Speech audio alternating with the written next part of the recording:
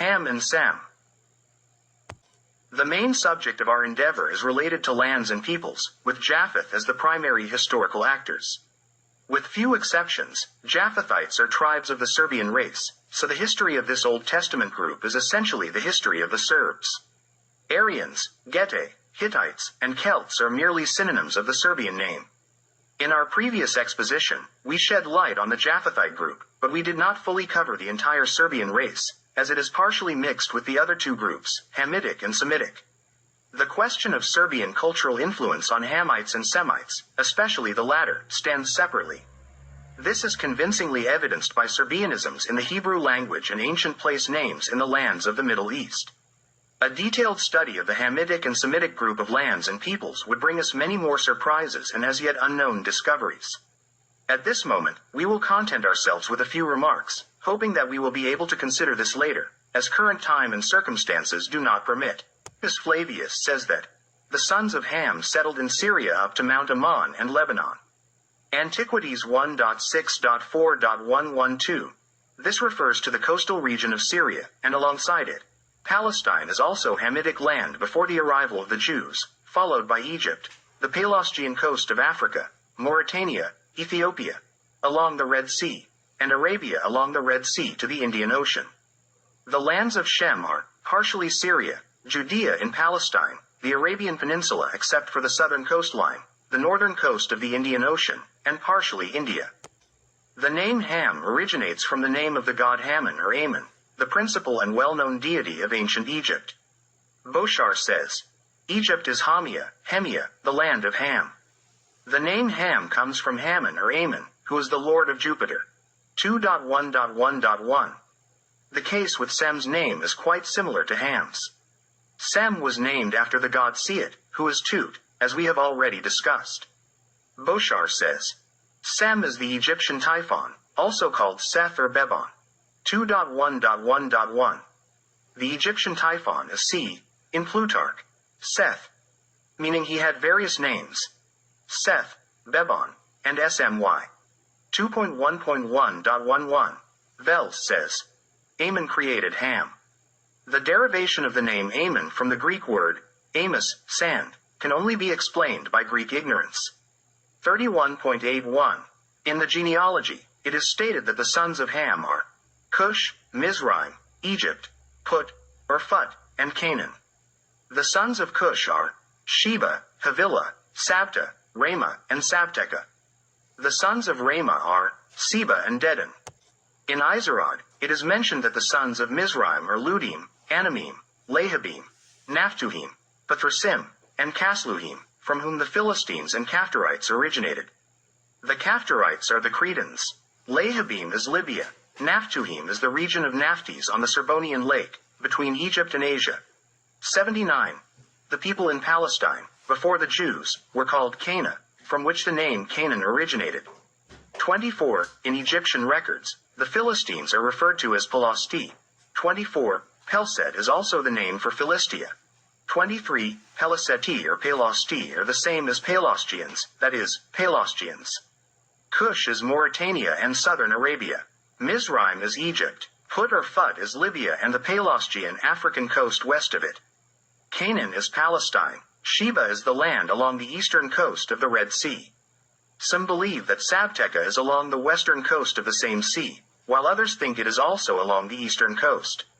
South of Sheba, on the Arabian side, are the lands all the way to Oman, which is Dedan. An exception is Havilah, for which St. Jerome says it is the land of Gedulia, far to the west. Saba is also known as Happy Arabia, Arabiae Pholicis. The same land is known as Arabia Minova. Boshar says that under this name, Mino refers to King Minos of Crete. When the sons of Mizraim are added to this, we see a multiple presence of tribes of the Serbian race among the Hamites. Venerabilis Veda says that the Hamites inhabited the entire area of North Africa up to Gibraltar and spoke about 20 different languages. 6. Boshar says, Lud and Ludi are the Jewish names for Ludos, Ludi, Lidi, Ludim, which is the land of Meonia. When the sons of Mizraim are added to this, we see a multiple pres Meonia as the earlier name for the land later known as Ludea. Then, a little further, the same writer says, The Jews call Ethiopia Lud, and Ethiopians Ludim. 2.1.iv. XXV. Josephus Flavius says, the Ludians or Lydians are descended from Lud. 75.1.114. These are evidence that Ludines from Asia Minor were present at a certain time in Egypt, Mauritania, and on the shores of the Red Sea. We cannot reliably say yet whether their presence is connected to the time of the Hyksos or not. Regarding the names Lud and Ludim among the Jews, Ludos and Lidos among the Greeks, and later Lydia, we have established that the correct reading of this name is Ludi and Ludea when writing the first volume of the history of the Serbs. We now confirm this. Paluti says, Means and Lidi, so to say, people and nations, less homs et less pupils. Like Latin princes, humus et populus. 108.11.81. Ludus and Lidus should be read as Ludi, people, and the land of the people, Ludea, or it can also be Ludia. As for the names Maoni and Meonia, these are Greek forms of that name, which is incorrect. Paluti mentions for Maoni that this name is also found as Mani. Roman, humus et populus, literally means people and populace, of which people means, as men, a more noble part of the populace. In Serbian, there is a parallel between Mani and Ludi, where Ludi means populace or people. Mani represents a more noble part of that people. Manes, among the Serbs, was a legendary ruler and legislator, considered the first king of the Ludea. From this, it can be concluded that Mani means a ruling, noble layer of the people, akin to Manes. This word passed to the Germans, where it simply means man. Before the Germans, the Latins adopted it, adding the prefix hu in the form of humanus, which, with its numerous derivatives, signifies a human, humanity, etc., always in a positive sense. The Greeks claimed that Meonia was named after the Meander River. However, Meander is a Greek name, not Serbian. Boschar says that the Meander River was called the Nile by the Ludians. 2.1.1.11. This means that the Nile River in Egypt was named by the Ludians, whose presence in Egypt and Mauritania is undeniable. Halevi mentions that Pliny, HNV 54, stated that the Nile and Syrtes are names of great Egyptian rivers. Halevi believes these are Phoenician words, as it has been proven that the delta was occupied by the Phoenicians. 186.22. Regarding Manova Arabia, Strabo says, it was located on the Eritrean Sea, i.e., the Red Sea, and its main city was Karana, modern Karnal Manazil. Behind them, i.e., to their south, were the Sabaeans, whose capital city was Mariaba. The Sabaeans' capital was Saba, today's Sablia.